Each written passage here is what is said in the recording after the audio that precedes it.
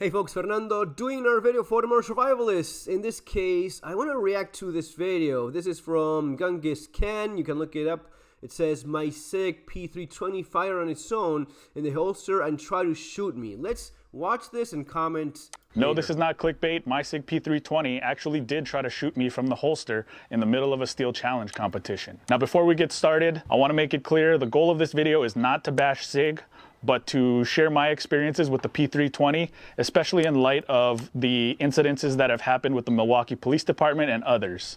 When he says others, there's numerous cases of people reporting that their SIG P320 has fired on its own. Now, this is different from the other many instances in which the SIG just fires on its own when it's dropped.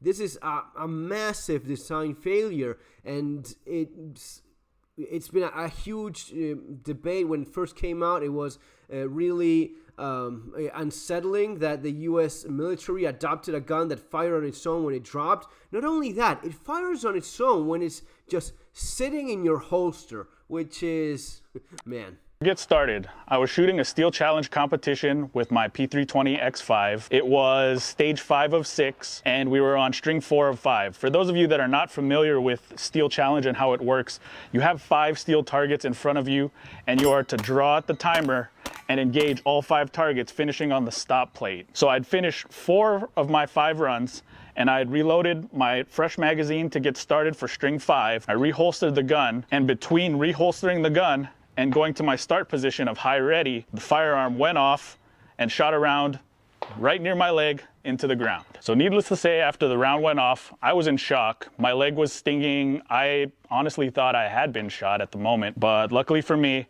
I had my Benchmade knife sitting in my right pocket like I always do for my EDC. The bullet from the 320 actually skimmed off my knife, cut the scales off. Maybe I'll get a replacement someday, but that is awesome. The guy was so lucky. I mean, you usually can get a round going through your leg. It's fairly common when you have an accidental discharge when reholstering, right? People that forget to the finger and keep it there and they reholster, or there's even something in the holster, or the holster itself is defective, especially with leather holsters. It has happened before with Glocks that the leather had gotten soaked with sweat, right, and it deformed, so it created a little bit of a lip, and when you reholster, you accidentally get something cut in the trigger and the gun fires. Now this is completely different. Still very cool that his knife pretty much saved his leg. Shout out to Benchmade. Your knife was tough enough to stop a 9mm and prevented me from ending up with an extra hole in my body. So to continue, the bullet shot ricocheted off my... Also, one more thing. How was this man carrying? Obviously, this was not the famous appendix carry. I get it that there's a lot of people that like appendix carrying. This is one of the reasons why, man, it is... no, I'd rather go with traditional 3 or 4 o'clock position, not have a gun pointed in that direction. My knife cut my right pocket, split the top of the holster open, but stayed retained within the holster until I got my wits about me again, removed the firearm from the holster, cleared it, and set it on the table. From there, we went through and made sure everyone was okay. Luckily, the RO and the people standing behind me were all fine.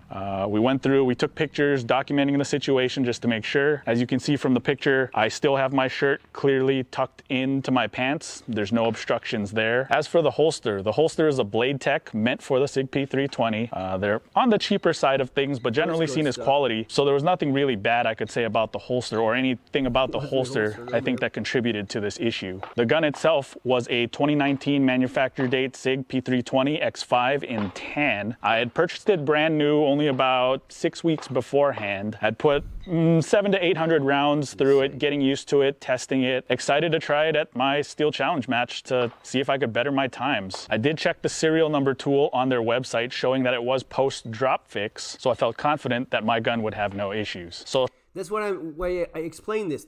It's 2 separate issues that you have. It's the dropping of the gun because of how heavy the trigger is. It's an awful design. It's a bad design, guys. Stay away from that stupid gun. So they lighten it more so as to make it even less prone, but it still can fire on its own. It's not mechanically with a Glock. With a tried and true Glock, you have 3 internal safeties. This gun will not fire until you pull the trigger. That thing, man, it is terribly Show you the pictures of the bruises that my knife left in my leg as the round hit. Now I apologize up front. Yes, my legs are white. I'll use this as an opportunity to maybe put on my Speedo and go work on my tan. But here are those pictures. The first picture is of my leg literally 5 minutes after the shot happened.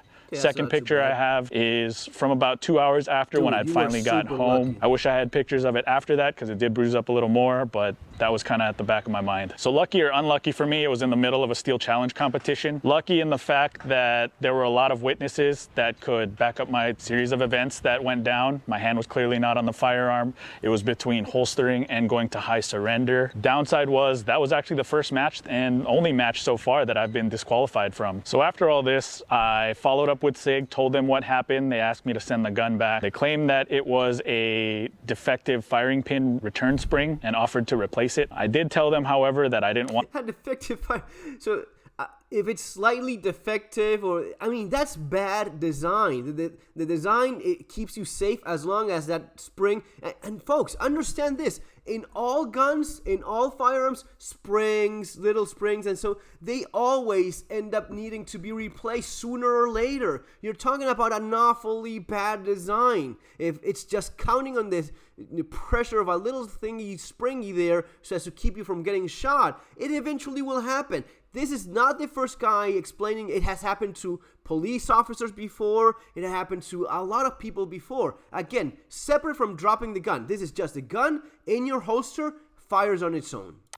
The gun back, as I could no longer personally trust it. It had some pretty bad memories for me, and in good conscience, I couldn't sell it to anyone else knowing what happened to it. So I ended up with a replacement gun that wasn't a P320, and that's kind of where it left off. Some final remarks with this. Again, this is not to bash SIG. This is just kind of a reminder that guns are mechanical tools and anything can fail. I'm lucky that I wasn't concealed carrying that firearm. I usually carry appendix, and that could have ended really badly had that happened while I was concealed carrying. So, you know, just use this as a reminder to do your research and make the best decision you can regarding gear, because quality gear matters. Anyway, thank you. Take care. Stay safe.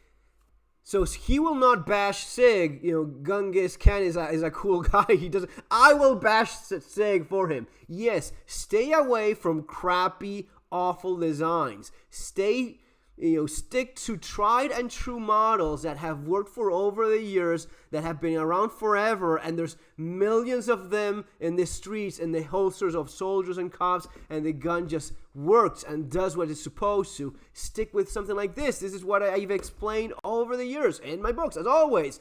Promotion Time, Street Survival Skills, Surviving the Economic Collapse. In both books, I explain, besides explaining, the skills that you need for defending yourself, I explain that you should stick to tried and true models, guns that have been around for years and years, hopefully decades of service, military use, police departments, and you have cleared out all of the crappy designs like this one that could end up in a tragedy. Stick to things that work and have been working for a long time, all right? You don't always have to go with the coolest, newest thing. And I get it. Cool, new stuff. That's all fantastic. I personally appreciate a lot more tried and true, classy, high-end, like my Man Run revolver, right? Stuff like that. That's, top of the, or HK, quality stuff that has been proven over the years to be very reliable, extremely reliable. That's what at least I try to stick around and I find more appealing than